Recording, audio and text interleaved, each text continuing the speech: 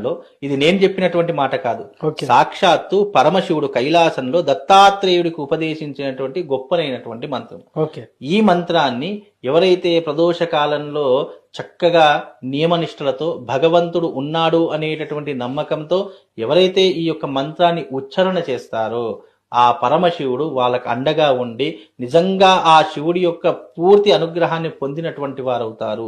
ఈ మంత్రాన్ని ఉచ్చారణ చేసుకోండి. ఓం మృత్యుంజయాయ రుద్రాయ నీలకంఠాయ శంభవే అమృతేశాయ శర్వాయ మహాదేవాయ తే నమః అనేటటువంటి మంత్రాన్ని గనక ఎవరైతే ఉచ్చారణ చేస్తారో అపమృత్యు దోషాలు లేకుండా ఉంటాయి. జీవితంలో ఈ మంత్రాన్ని ఉచ్చారణ సాధన చేసుకుంటూ ఉంటే గనక వాళ్లకు అపమృత్యు దోషాలతో తొలగిపోవడమే కాకుండా అఖండమైనటువంటి సిరి సంపదలు కూడా లభిస్తాయి అని చెప్పేసి ఈ మంత్రం ఎవరు చెప్పారు? పరమశివుడు దత్తాత్రేయుడికి ఉపదేశంలో